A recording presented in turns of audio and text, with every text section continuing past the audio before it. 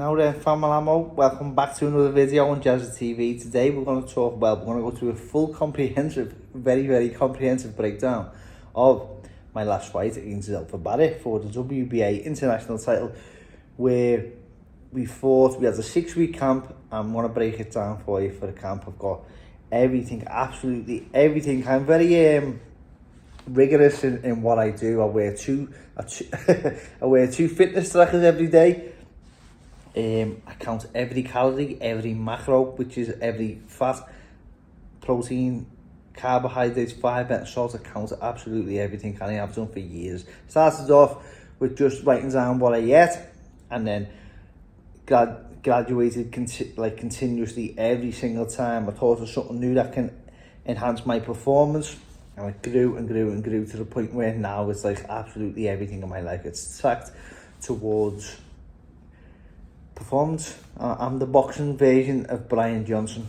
Brian Johnson, for those who don't know, is the fellow who says he wants to live to 100. So yeah, I've got over like 15 years of data written down. So yeah, I can go back and look at amateur fights, amateur camps, every bit of training, everything I've ever had since then. So today we're going to go through just this. I'm not going to take you through 15 years. I'm not going to go through 15 years of breakdown, but I'm going to go through just that last camp and where we were going into the camp, the shape we were in, and also the shape we ended up in. So this is not just a boxing video, this is advice on how you can get into lean shape and what's the best version of being lean as well, because you'll see halfway through this video there's beach body lean and then there's fight lean, and they're totally different. If I was going to go and get in shape for some sort of photo shoot, or which I've got no desire to get into shape for aesthetics, but if I was going to, I wouldn't carry on as a boxer to make weight. I would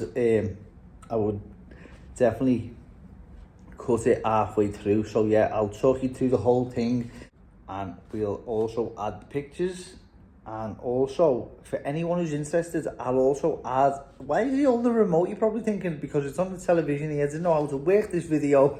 Not so technologically savvy, so we have to make do with what Jazza knows how to do technological wise. So anyway, technology, can't even speak properly anyway, never mind technology. So we're going to do you can work it out. I try and aim for minimum 2,500 calories per day. You can break it down. I'm going to give you the weekly breakdowns of everything.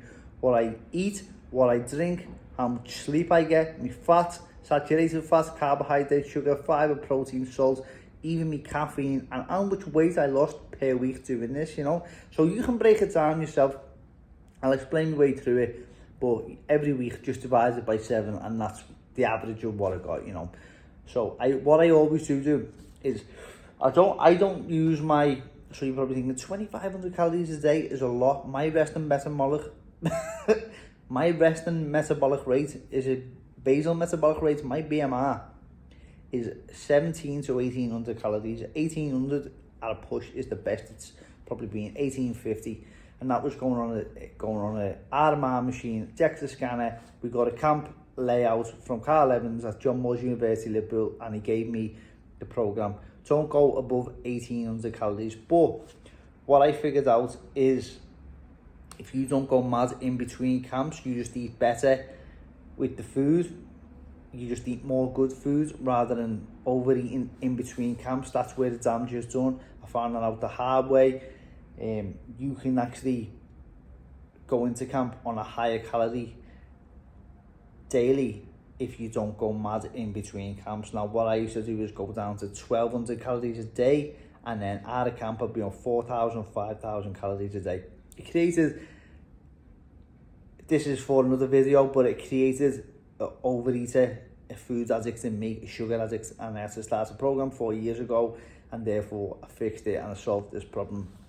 I eat more balanced now, and that 2,500 calories a day minimum is what gives me the performance these days and the longevity, I do believe. Now, nutritionists will tell you you can't have that many calories. I'm telling you can. I'll show you now.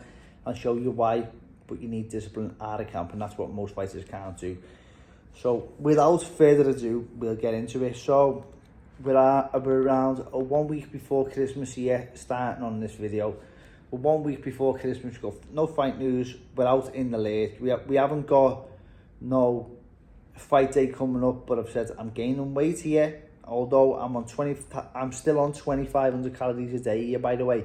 So 25 to 3,000 every day, daily. So it's like I'm gaining weight slowly. If I've got no camp and I can't live like this, it's hard for me to keep below 2,000 calories if I have to, and it's hard not to go above 3,000. So it's hard. So I'm gaining weight slowly because I'm on a surplus, 100%, 2,500 calories, and your expenditure through training isn't as much when you're out of camp. So yeah, you're gaining weight slowly. So this is 1 week before Christmas. I said I can't go into Christmas knowing that Christmas is around the corner. We all know how we like to blow out over Christmas. You're probably sick of this remote already, aren't you? But we can't blow out like I do on Christmas, knowing that January's going to be here, a fight could come up, February might come up, and I don't want to wait until March. So I was hoping and praying that I got a fight January or February, and so I said, right, I'm not going to wait till Christmas, I'm not going to wait till January the 1st like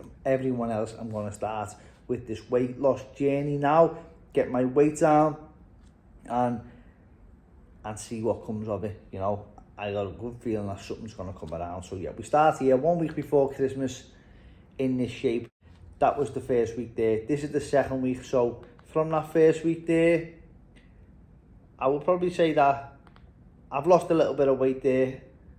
Maybe not, but I'm getting myself back into program, back into my sleeping pattern, and back on my diet. So this is my shape. This is Christmas week. Christmas, I never had a Christmas, like I said. It had to be discipline, because something could have came around in January. I had to be disciplined, so there was no Christmas this year. And every other year for the last 15 years. But anyway, this is week 2. Now, at this point, I have no coach. I haven't got a trainer, I haven't got a gym, so I'm having to be disciplined and sticking to my own diet, my own training routines of what I've learned over the years, and my own nutrition and stuff like that. So this is week 3 now. I would say I am losing a little bit there from the first week. Now, for the average person, I'm probably in good shape, but as a boxer, this is not good shape. You shouldn't be that high on, like, obviously you can see my abs and you can see muscle definition, but you can also see the skin is soft and there's a lot of fat and maybe a little bit of water. But yeah, I'm soft there and I should be a lot lighter. So in a boxing gym, people would say you're a fat fucker for looking like this, because what they're used to seeing, which you'll see as we go on through the video, is fighters are a lot more lean than this. And that's what I'm lacking, that leanness, and I'm a bit heavy there. So we carry on now. So that was week 3 taking over. So this is now week 1 of camp, and I've lost a good bit more weight there. Now, I think we're going into the first week of January. Everybody's now starting January the 1st, which you do remember. And I'm already 2 weeks into it. I've got my routine going, my sleep, my diet's getting better and better. On this day here, maybe I was a bit dry on the weight because it looks like I've lost a good bit of water. And I haven't gained no muscle, probably not, only a little bit. As any fighter will tell you, over the years it's hard to gain muscle. So that is one of the points here I'm going to make. People say you can't lose fat and gain muscle at the same time. Boxers like to gain a little bit through every camp, and you will lose a little bit at the end of every camp, but you can gain muscle and lose fat, and I've got the evidence to show that. I've done DEXA scans over the years. I've got years and years of DEXA scans, and you can do that 100%. You just have to be mindful around your protein. So what you'll see now when we go into my breakdown, the protein is very, very high, and people are going to say, why are you having that much protein? So this week, the first week, I've had nearly 1/3 more protein than carbohydrates. I've had 16,000 calories. Break that down. What would that be in the week? I've got it all written down here, but yeah, it's more than 2,000, probably like 1,750, maybe 2,200 calories a day. Maybe my maths a little bit off. 26 litres throughout the week, 57 hours and 42 minutes of sleep, which I normally aim for the whole video is not going to be me breaking down what event. I'm just going to go into this now, and you can pause the video if you want as we move on. But I normally aim for 8 hours a night, and that's 56 hours a week, so I've got more than that there. Some nights I'll sleep 6 hours, some nights I'll sleep 9. Mostly I'll miss 1 or 2, I'll have a 5 hour.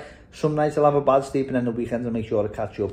I put my Sunday there for rest and refuel. So that's what I will do to keep my metabolic rate high, my BMR high. What I will do on a Sunday, I'll eat the same 2,500 calories, knowing I'll put a little bit of weight on for the Monday. But what I won't do, I'll do that because I want to keep myself, the body, feeling like it's not in a deficit. I want to feel like I'm going into a new week with a surplus, and that mind's healthy, saying that I've had a good refuel, and I think that it goes a long way, not only physically but mentally too. It's like a little bit of a diet break, and I make sure I have 2,500 calories.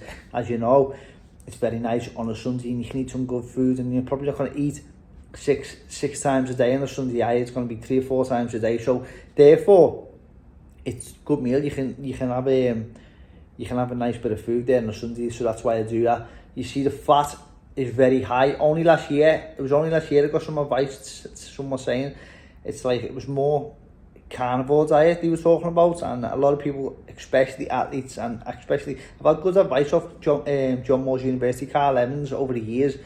But this is where I'm gonna have to use my opinion to what benefits me the most. And I think everyone's individual. Fats and protein are so important in my diet now, and somebody gave me advice saying about you don't really need to eat vegetables and fruits, and I thought, what's that all about? I've always been taught that you eat vegetables and fruits, but you see my diet now, mostly it's every now and again I do like carbon up on vegetables, but I don't do it on sugar or sauces and stuff like that. I have a little bit of sauce with my foods, like high fat sauces, but I try to stay away from like the very sugary ones like barbecue and sweet chili, although I do have them.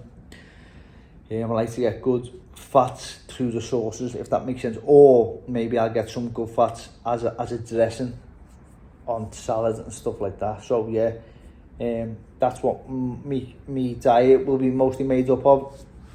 Carbohydrates before the gym, and you would call it keto after, not keto but more like carnivore after sessions. Before the sessions I'll make sure I get a good amount of carbohydrates. So you see there, carbohydrates in that first week, you've got 1,100 calories. These are all rounded up to the next gram.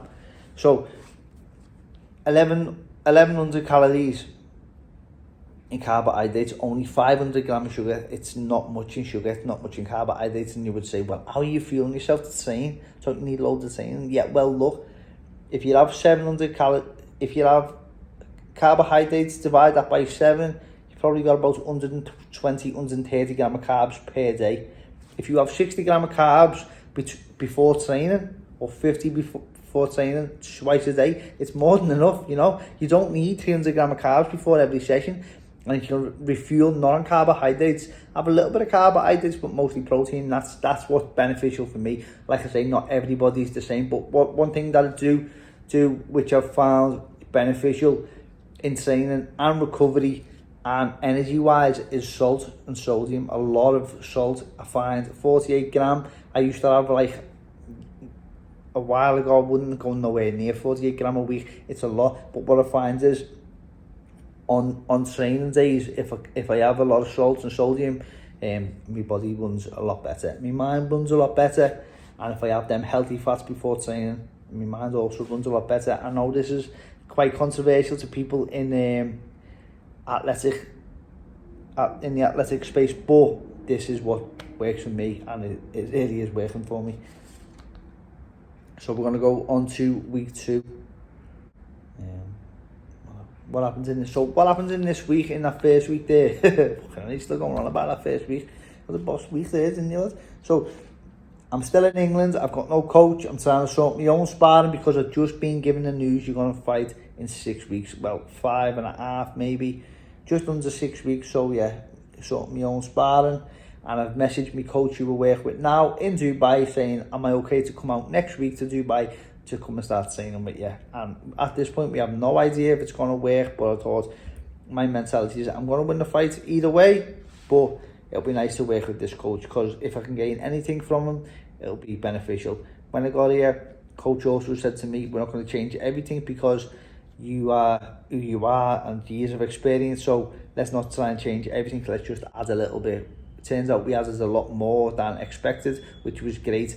But yeah, it was nice to work not under that pressure from a coach, because a lot of coaches can put performance blockers on you by trying to just force themselves into the fighter so much. So yeah, I got a great camp here with, I'm going to butcher his name, Albert Aterpretian. He's Armenian and he's a fantastic coach. So yeah, first week started my sparring at the end of the week, got 6 rounds of sparring, and actually the first half of the week I was on a sort of bit of a family holiday, and we got the news halfway through the week, so we have 5.5 weeks to go, nearly 5 weeks. So yeah, so the second week, where are we? What day did I come out to Dubai? I must have came out that weekend to Dubai. So this is week 2 of camp, getting into a little bit more better shape. You can see there, I don't look as happy with that picture. I don't know why. Maybe sometimes when I get people to take pictures, I feel a little bit embarrassed when I'm doing the Jazz TV. You see, when I'm walking in the street past people, I go a bit quiet. I feel embarrassed being that guy, you know, with the vlogger guy, you know. No one wants to be that guy, really, and unfortunately, I've turned into that guy. I hate people like me. So yeah, this is 34 days out. This picture was taken. I'm still at home. This must have been on the Sunday or the Monday before I left, or something like that, something along them lines. So yeah, we get to this week, we goes to Dubai, and I'm going to leave the nutritional breakdown there for you to look at yourself.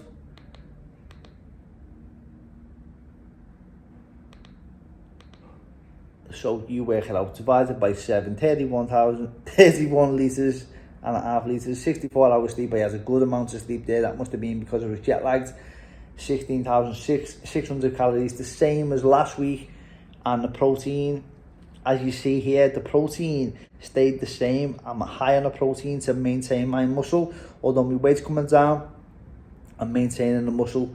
I think I lost over a kilo the week before, did I?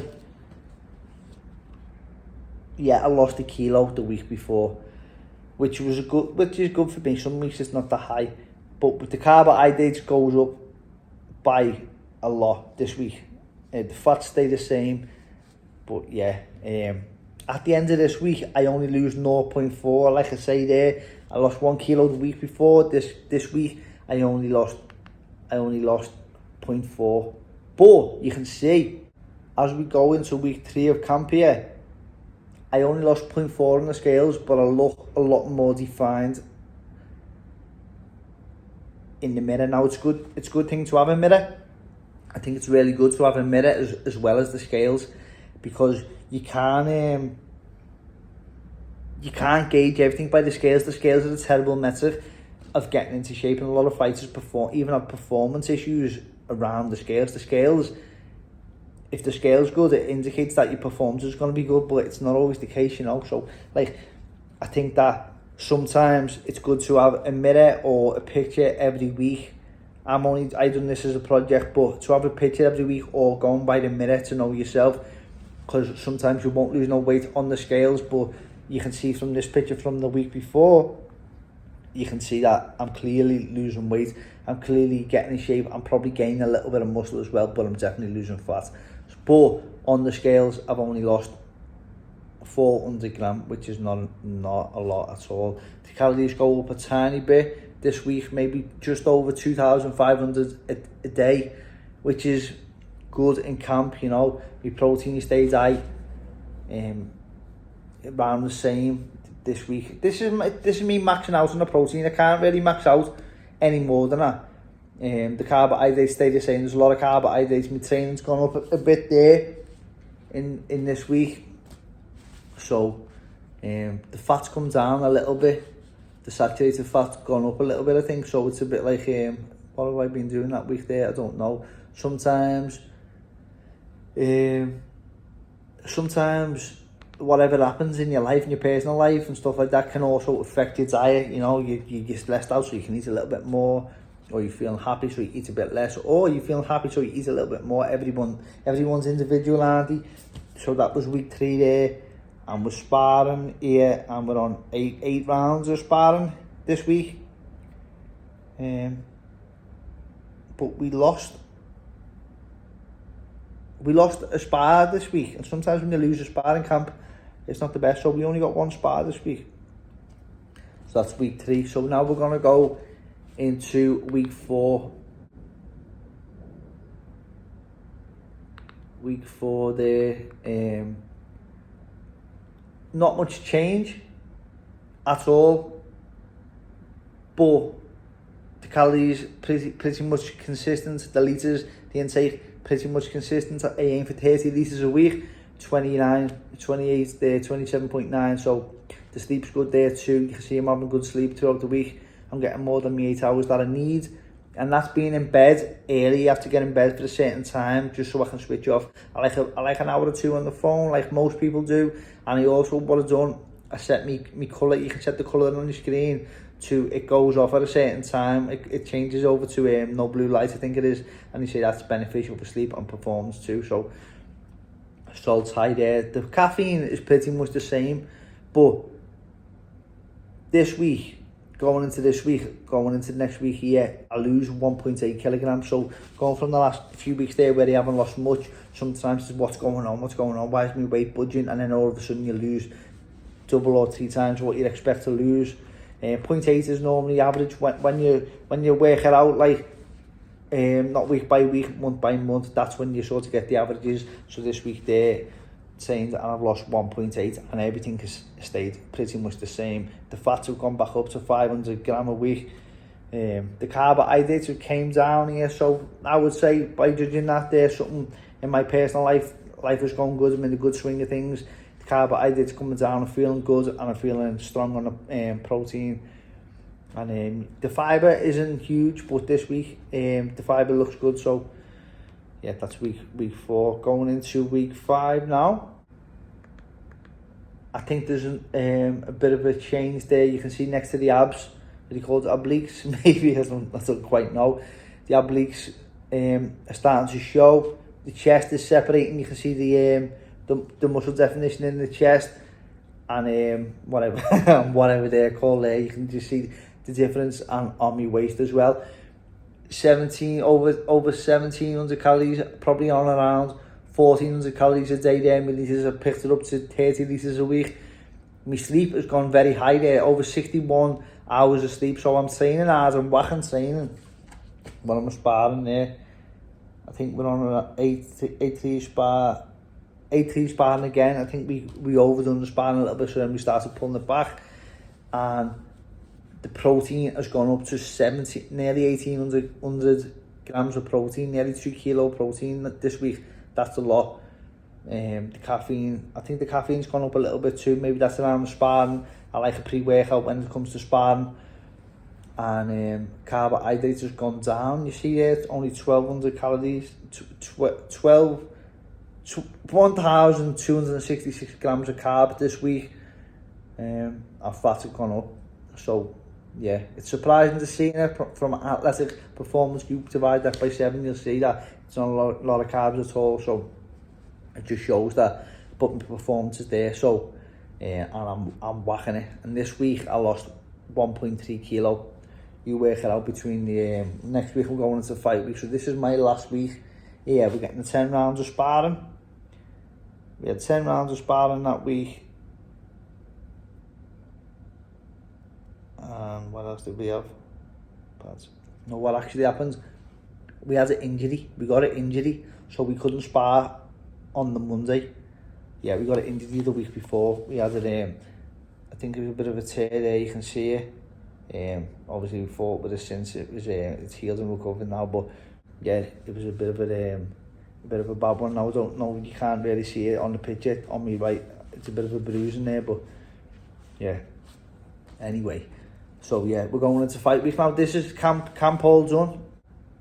I'm probably going into this week now with a plan. Well, I am going into this next week of camp week, saying what we're going to do we're fighting on a Saturday, so 3 or 4 days out we start going ketogenic, proper ketogenic, because what happens is the gut content, you can lose it. If you, every gram of carbohydrates that you eat, you're going to hold on to 3 times its weight in fluids. Fiber around 3 days out, maybe 2 or 3, depending how good the weight is. Carbohydrates 3 days out, you start going ketogenic. All the training's done at that point. It's more about rest and make sure the sleep's high, and the sleep there is good. Very happy with the sleep going into that. Now I'm going to make my way home. I'm going to fly home and rest. You got the fight week, you got the media stuff, you're going to do a lot of travelling back and forth. I figured out that it's Manchester to Liverpool, it's close enough to come home, but it's also a little bit of bollocks driving up and down, but it's close enough to come home and have my own comfort, you know. If I want to have a nap, I want to go to sleep and go to my own bed, don't have to go downstairs, do the media and stuff like that with the people of the fight week and stuff like that. But yeah, we're going into fight week now. What did we do? 2 sessions that week. We didn't do much, just the sharpener.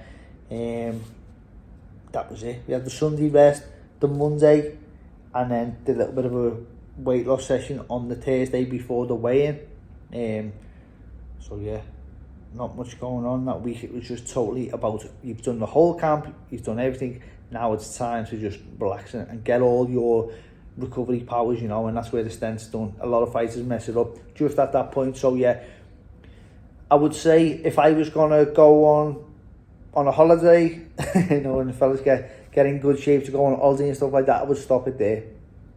That's where I'd stop it. I wouldn't lose any more. You start looking like you're on the gear, don't you? Your face gets drawn and stuff like that. You start getting a bit of a bug eye and all that. So yeah, I would stop there, put it maybe a week before, and keep a bit of lean tissue.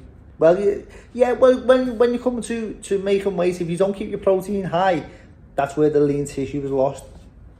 So yeah, now we're gonna go into fight week.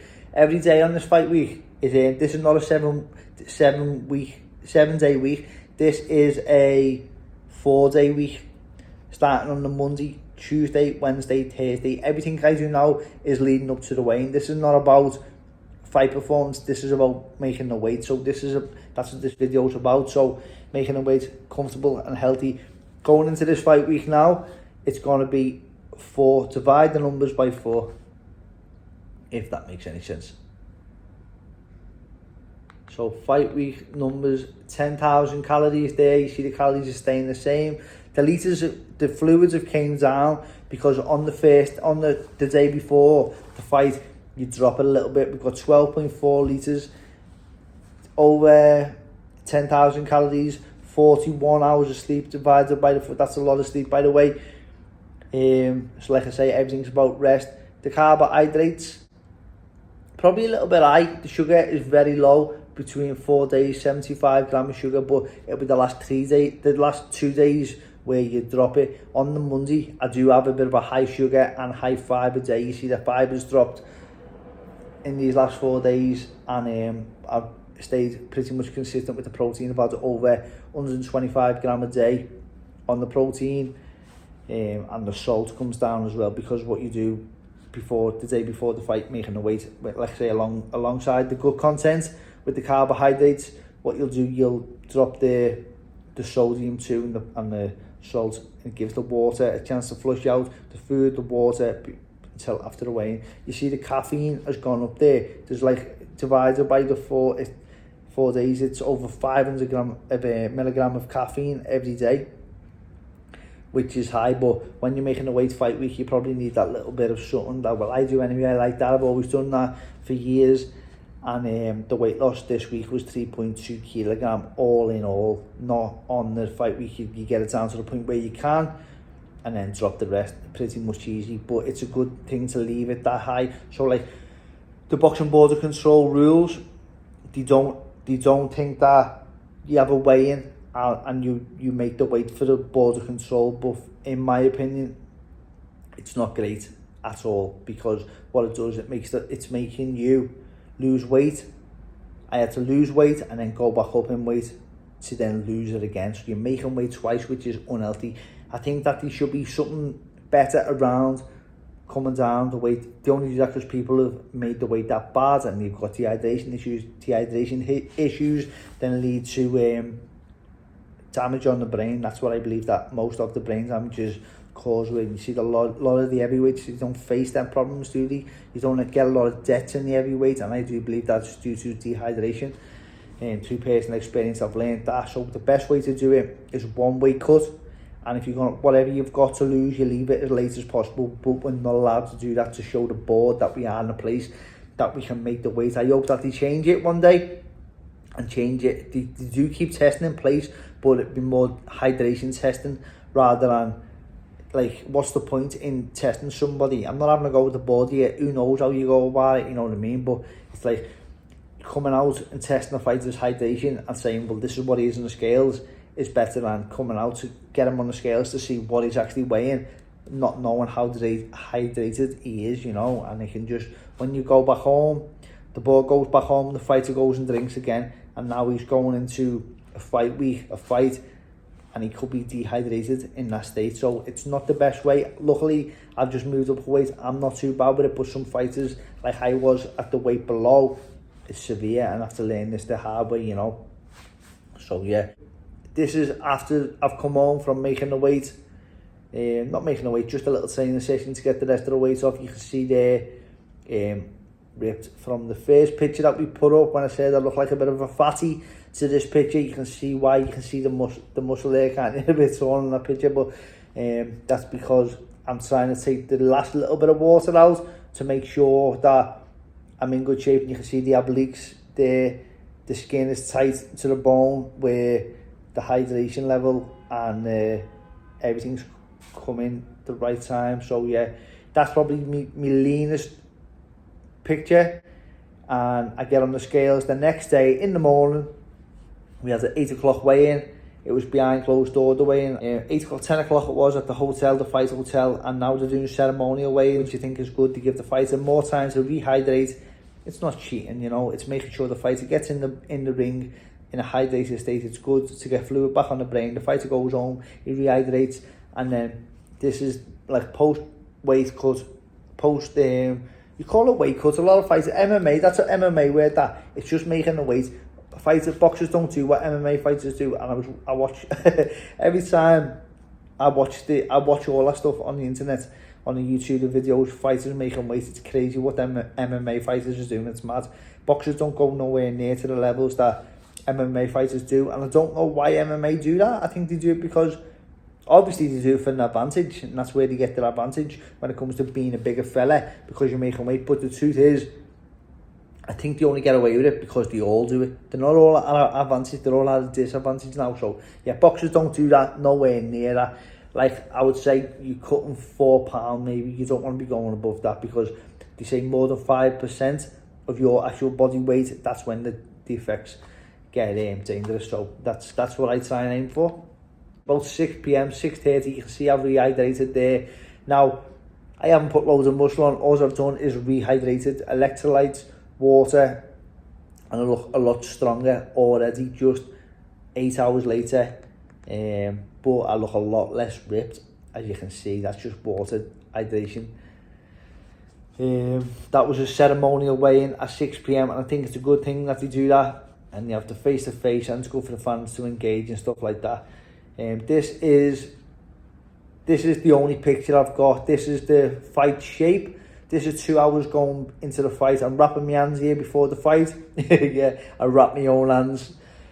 And this is my fight shape going into the fight. I've got my son's undies on, I think, here. I don't know what's going on here, why I've got them undies on, ball stranglers, but yeah, that's the final picture I've got before, obviously, I go home that night and have a curry and just blow everything up the wall, what I've worked hard for, as all fighters do, you know.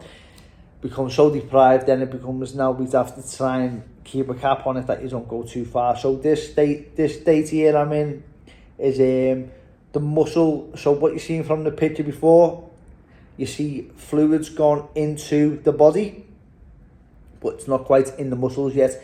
This picture here is now the fluid is inside the muscle, and I've filled out since yesterday. You can see now The fluid on the last picture, the obliques weren't as, I keep going on about the obliques, don't I? But I think that's how I notice how ripped I am.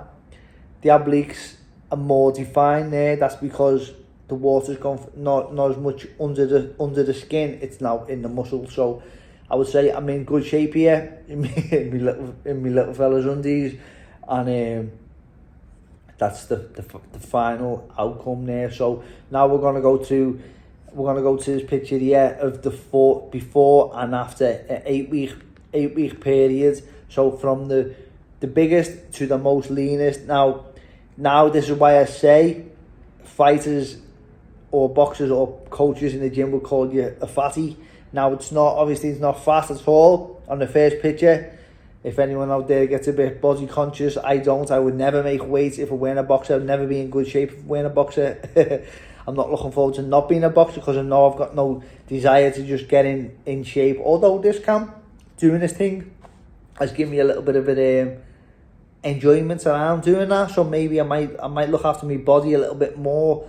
Also, it's like it's worth it when you win. Sometimes you lose, it's like, oh, all that work for nothing. That's how it feels sometimes, but you do learn either way, you know what I mean? Win or learn, as they say. But it's like, when you win, it's definitely worth it. Now, that week before Christmas, when I gave up my Christmas with nothing in mind, no sacrifice was called for. There was nothing on the horizon, but I just knew I have to do this right now. I have to get in good shape. I have to sacrifice more than I ever have to get where I want to be, and it's paid off there. So yeah, 100% it's worth it. If you ask me, that was my breakdown of a fight camp. And if you want any more information, just leave in the comments. Anything I missed out, any questions that you would like to know more, just leave it in the comments there. And yeah, Family Ammo, thank you for watching the video. Hope you enjoyed this one, something a little bit different. But yeah, you have a nice day, Family Ammo.